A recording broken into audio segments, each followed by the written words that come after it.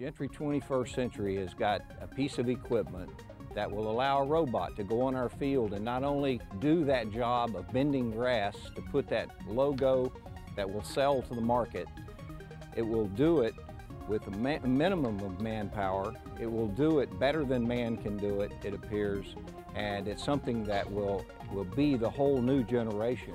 It's an exciting product.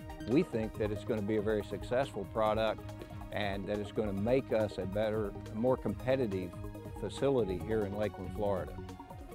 In order to do it the right way, the new way, we'll be able to have that done in front of the crowd as the piece of equipment actually entertains them while the rest of the infield's being gotten ready so that the bounces and the hops are good on the infield. I think it's a product you got to really look at and we're excited about.